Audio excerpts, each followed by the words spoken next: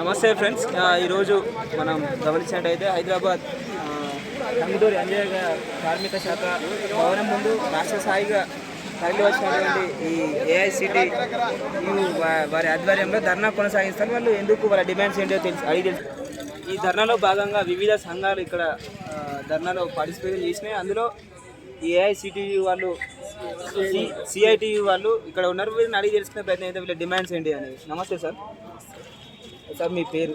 నా పేరు అనంతుల మల్లయ్య, మాది సూర్యాపేట జిల్లా భవన నిర్మాణ కార్మిక సంఘం జిల్లా అధ్యక్షుడిని, సిఐటియు అనుబంధ సంఘంగా.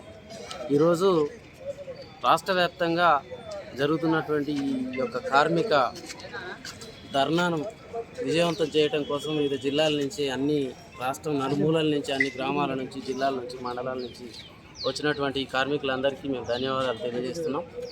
అదేవిధంగా ఈరోజు ఈ ధర్నా ఎందుకనంటే గవర్నమెంటు వెల్ఫేర్ బోర్డు ప్రైవేట్ పరం అంటే ఇన్సూరెన్స్ కంపెనీల లాంటి ప్రైవేటు కార్పొరేట్ శక్తులకు కట్టబెట్టే ప్రయత్నం చేస్తుంది. దానికి విరుద్ధంగా అంటే మన వెల్ఫేర్ బోర్డులో ఉన్నటువంటి నిధులన్నింటినీ స్వాహా చేయటం కోసం, ప్రైవేట్ వాళ్ళకు అప్పజెప్పడం కోసం, ప్రైవేట్ కంపెనీలకు, ప్రైవేటు ఎల్ఐసి లాంటి వాటికి అప్పజెప్పే ప్రయత్నం జరుగుతుంది. దాన్ని అడ్డుకునేందుకు ఇక్కడ ధర్నా చేయడం కోసం ఇక్కడికి రావడం జరిగింది. అంటే దీంట్లో ఎవరెవరు ఇన్వాల్వ్ అయ్యారు, ఎట్లా ఎన్ని సంఘాలు వచ్చినాయి? అన్ని కార్మిక సంఘాలు అంటే భవన నిర్మాణ రంగానికి సంబంధించినటువంటి అన్ని కార్మిక సంఘాలు, ఐఎఫ్టియు కానీ, సిఐటియు కానీ, ఏఐటియుసి కానీ, మిగతా టీఆర్ఎస్కేవి కానీ, మిగతా కార్మిక సంఘాలన్నీ కలిసి ఇంతకు ముందే జేఏసీగా ఏర్పడటం జరిగింది.